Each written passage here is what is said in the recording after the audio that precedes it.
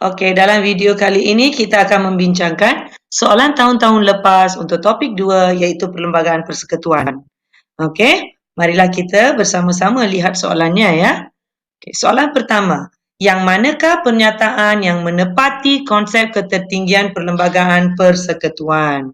Okey, soalan ini meminta calon untuk memilih pernyataan yang menepati konsep ketertinggian Perlembagaan Persekutuan. Okey, perlembagaan menggariskan bidang kuasa parlimen atau badan perundangan, kehakiman dan eksekutif. Ya, sebarang undang-undang yang bercanggah dengan perlembagaan akan terbatal setakat mana yang bercanggah. Jadi jawapan yang paling tepat untuk soalan pertama ialah C, iaitu Perlembagaan Persekutuan menjadi punca semua jenis undang-undang dan undang-undang yang bercanggah ya dengan Perlembagaan Persekutuan akan terbatal setakat yang ia bercanggah. Okey, baik, soalan yang kedua. Yang manakah bidang kuasa badan perundangan yang termaktub dalam Perlembagaan Persekutuan? Okey, baik. Soalan ini meminta calon menyatakan bidang kuasa badan perundangan yang termaktub dalam Perlembagaan Persekutuan. Ya, Parlimen membuat undang-undang dalam senarai persekutuan dan Dewan Undangan Negeri pula membuat undang-undang dalam senarai negeri. Kedua-dua badan ini turut membuat undang-undang dari senarai bersama. Jadi, jawapan yang paling tepat untuk soalan 2 ialah 3 dan 4, iaitu Parlimen membuat undang-undang dalam senarai persekutuan dan juga senarai bersama. Okey, yang keempat, Dewan Undangan Negeri membuat undang-undang dalam senarai negeri dan juga dalam senarai bersama. Okey, jawapannya ialah D. Okey? Baik. Untuk soalan yang ketiga, kebebasan asasi ya. Yang manakah pernyataan yang merujuk kepada kebebasan diri menurut Perlembagaan Persekutuan? Okey, untuk soalan 3 ini meminta calon untuk memilih pernyataan yang merujuk kepada kebebasan diri menurut Perlembagaan Persekutuan. Okey, salah satu kebebasan diri yang mutlak ialah baik, jika seseorang itu ditangkap maka dia hendaklah diberitahu dengan segera ya alasan-alasan dia ditangkap dan hendaklah dibenarkan berunding dan dibela oleh seorang pengamal undang-undang pilihannya. Okey? Jadi jawapan yang paling tepat untuk soalan 3 ialah seseorang yang ditangkap perlu diberitahu sebab-sebab dia ditangkap. Okey, soalan 4. Okey, kita lihat jadual ini ya. Jenis kewarganegaraan iaitu masukkan pendaftaran kuat-kuasa undang-undang. Pemohon pula X, seorang warga negara India, suaminya seorang warga negara Malaysia. Jadi seorang isteri yang berkahwin dengan warga negara Malaysia boleh mendapatkan kewarganegaraan melalui cara pendaftaran. Okey, baik. Y, bayi dilahirkan di Malaysia, bapanya bertaraf pemastautin tetap Malaysia. Okey, lahir di Malaysia dan bapanya ialah pemastautin di Malaysia. Okey, jadi dia boleh mendapat kewarganegaraan melalui kuasa undang-undang. Okey, Z, seorang jurutera warga negara Bangladesh telah bekerja di Malaysia selama 15 tahun. Okey, Z boleh mendapatkan kewarganegaraan melalui kaedah masukan. Jadi jawapan untuk soalan 4, yang manakah padanan yang betul antara jenis kewarganegaraan dengan pemohon ialah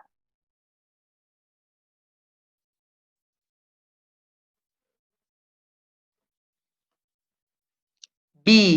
Okey, 2, 3 dan 1. Okey, B. Ya, baik. Kita teruskan ke soalan 5.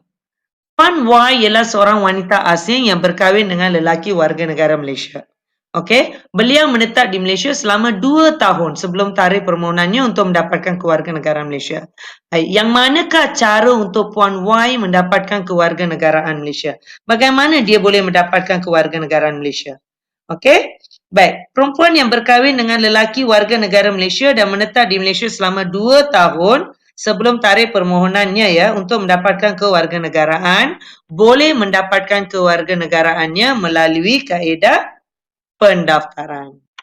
Okey, jawapannya ialah B. Baik, Kita lihat soalan yang seterusnya. Okey, soalan 6. Encik Z lahir di persekutuan selepas bulan September 1962 dan ibunya seorang pemastautin tetap. Okey, ibunya seorang pemastautin tetap. Yang manakah cara Encik Z untuk mendapatkan kewarganegaraan Malaysia? Okey, baik. Untuk soalan 6, Encik Z boleh mendapatkan kewarganegaraannya melalui kaedah kuat kuasa undang-undang kerana ibunya seorang pemastautin tetap. Ya, dan dia juga lahir selepas bulan September 1962. Ya, baik. Kita lihat soalan yang ke-7. Seorang pakar perubatan dari Britain yang telah bekerja di Malaysia selama 11 tahun boleh menjadi warga negara Malaysia setelah memenuhi beberapa syarat. Secara apa? Okey, soalan ini meminta calon menyatakan cara kewarganegaraan seorang pakar perubatan dari Britain yang telah bekerja di Malaysia selama 11 tahun. Seorang yang berumur lebih daripada 21 tahun dan bukan warga negara Malaysia boleh memohon kewarganegaraan Malaysia melalui kemasukan dengan syarat dia telah bermastautin di persekutuan sekurang-kurangnya 10 tahun dalam tempoh 12 tahun sebelum tarikh permohonan. Jadi, doktor ini pakar perubatan ini boleh mendapatkan kewarganegaraannya melalui kaedah naturalisasi. Ya, baik. Kita lihat soalan yang ke-8. Ya, yang melibatkan bidang kuasa kerajaan persekutuan dan kerajaan negeri ya. Yang manakah yang berkaitan dengan senarai negeri dan senarai bersama yang terdapat dalam jadual ke-9 Perlembagaan Persekutuan. Okey, jika kita lihat dalam senarai ini soalan ini meminta calon untuk memilih perkara yang berkaitan dengan senarai negeri dan senarai bersama. Okey, yang terdapat dalam jadual ke-9. Okey, kalau kita perhatikan hanya A sahaja hanya H sahaja, iaitu penyu berada dalam senarai negeri dan kebajikan masyarakat berada dalam senarai bersama. Jadi jawapan yang betul untuk soalan 8 ialah A. Soalan 9. Yang manakah sumber hasil yang diserahkan kepada negeri? Okey, soalan kepada negeri. Kita kena ingat bahawa kutipan cukai pendapatan dan juga bayaran daripada Mahkamah Persekutuan adalah untuk persekutuan. Hanya hasil daripada lombong dan terimaan mengenai bekalan air akan diserahkan kepada negeri. Jadi jawapan yang betul untuk soalan 9 ialah 1 dan 3, iaitu B. Ya, 1 dan 3. Baik, kita teruskan. Jadual ke-9 Perlembagaan Persekutuan mengandungi senarai persekutuan, senarai negeri, senarai bersama. Perkara di atas merujuk kepada struktur pentadbiran yang berdasarkan okey. Soalan ini meminta calon memilih pernyataan yang benar berdasarkan struktur pentadbiran yang diberikan. Jadi pembahagian kuasa yang jelas antara kerajaan persekutuan dan kerajaan negeri. Ya, kerajaan persekutuan bertanggungjawab sepenuhnya dalam bidang-bidang dalam senarai persekutuan. Manakala kerajaan negeri pula berkuasa dalam senarai negeri. Senarai bersama merupakan tanggungjawab bersama kerajaan persekutuan dan negeri. Jadi jawapan yang paling tepat adalah berdasarkan kepada D, pembahagian kuasa.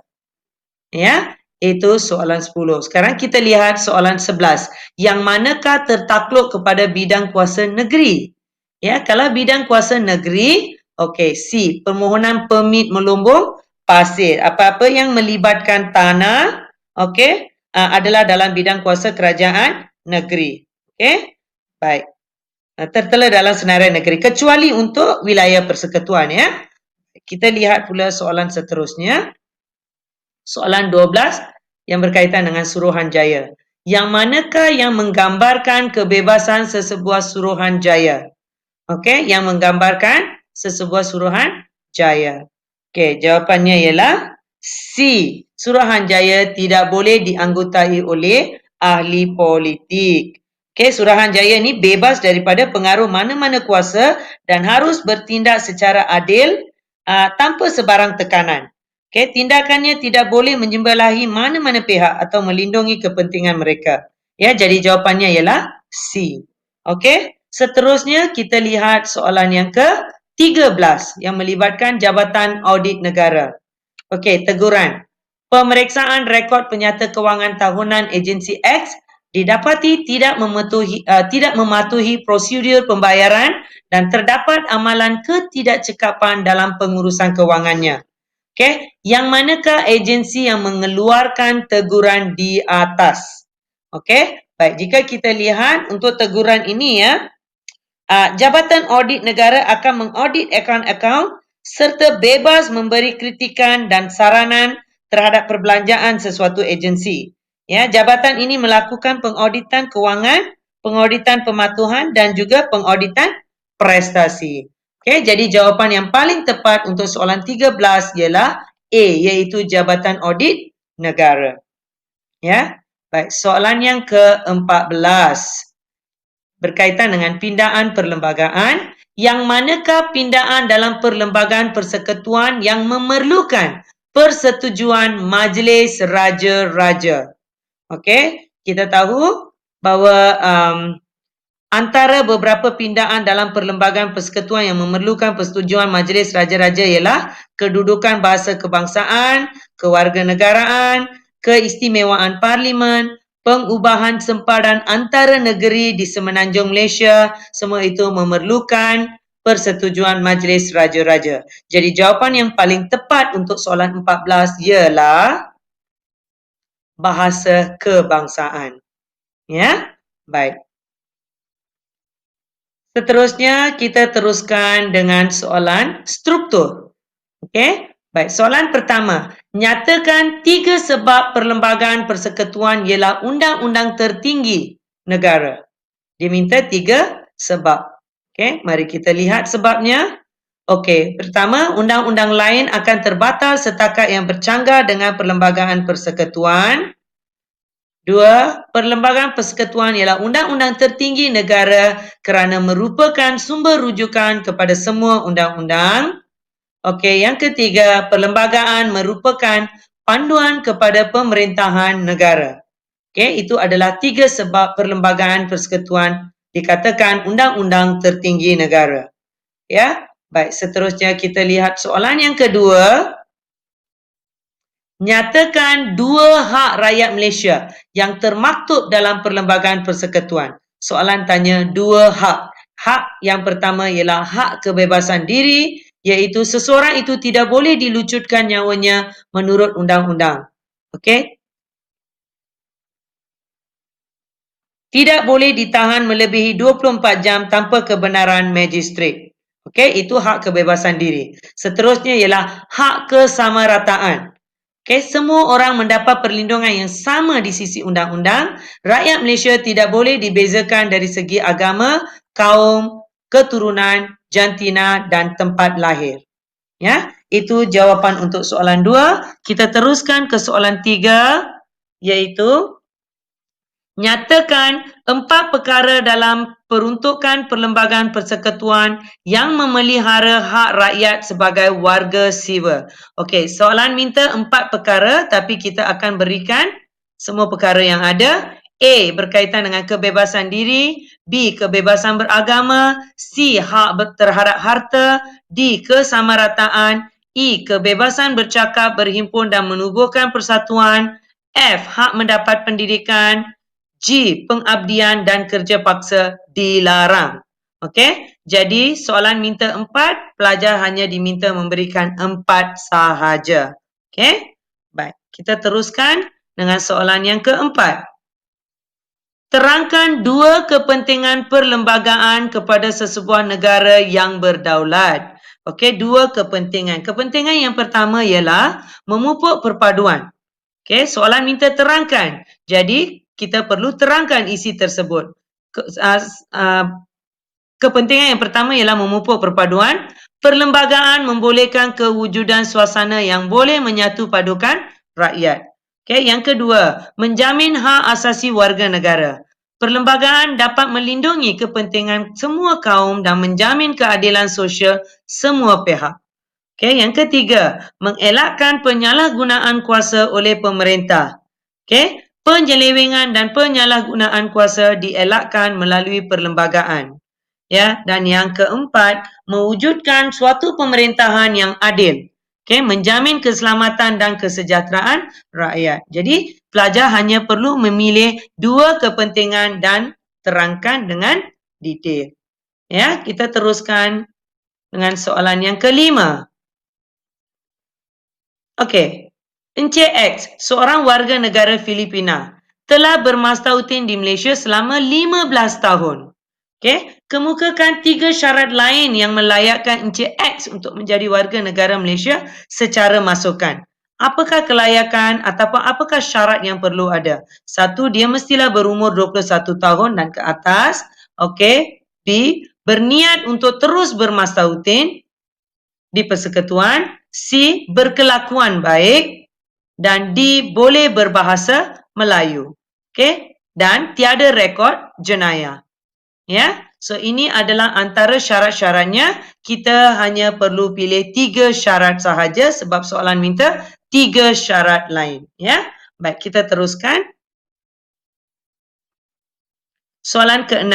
Jelaskan 2 cara penamatan kewarganegaraan seseorang warga negara Malaysia. Kita ada 2 cara. Cara yang pertama ialah penolakan. Cara yang kedua ialah pelucutan. Okey, di bawah penolakan, seseorang warga negara yang ingin menolak kewarganegaraan Malaysia mestilah memenuhi syarat-syarat seperti berusia 21 tahun atau lebih, sempurna akal dan telah mendapat kewarganegaraan negara lain. Okey, untuk pelucutan pula, dia perlulah memperoleh kewarganegaraan negara asing. Pelucutan dilakukan apabila dia memperoleh kewarganegaraan negara asing, menuntut dan menggunakan apa-apa hak kewarganegaraan negara asing dengan sengaja, menunjukkan ketidaksetiaan terhadap negara melalui perbuatan dan pertuturan, membuat hubungan dengan negara musuh semasa peperangan. Ya, baik, itu adalah 2 cara penamatan kewarganegaraan, iaitu penolakan dan pelucutan. Soalan yang ketujuh, soalan majlis raja-raja ya dalam Perlembagaan Persekutuan. Soalan tanya, nyatakan 2 majlis yang ditubuhkan mengikut peruntukan Perlembagaan Persekutuan. Soalan minta 2 tapi kita berikan 3 di sini, iaitu Majlis Kewangan Negara, Majlis Tanah Negara dan Majlis Negara bagi Kerajaan Tempatan. Ya, baik, kita teruskan untuk soalan B. Nyatakan 2 tujuan penubuhan majlis penyelarasan antara kerajaan pusat dengan kerajaan negeri. Dia tanya, apa tujuannya? Okey, 1, menjadi badan penghubung antara kerajaan persekutuan dengan kerajaan negeri. Yang kedua, ia menjadi badan perunding berkaitan dengan isu dalam bidangnya antara kerajaan persekutuan dengan kerajaan negeri. Yang ketiga pula ya, menjadi badan penyelaras untuk aktiviti dalam bidang antara kerajaan persekutuan dengan kerajaan negeri. Okey? So, badan penghubung, badan perunding dan juga badan penyelaras. Ya? Baik. Itu sajalah perbincangan kita untuk kali ini. Tahniah, anda baru saja berjaya menguasai topik 2 iaitu Perlembagaan Persekutuan. Kita jumpa lagi dalam video yang seterusnya untuk topik 3. Bye.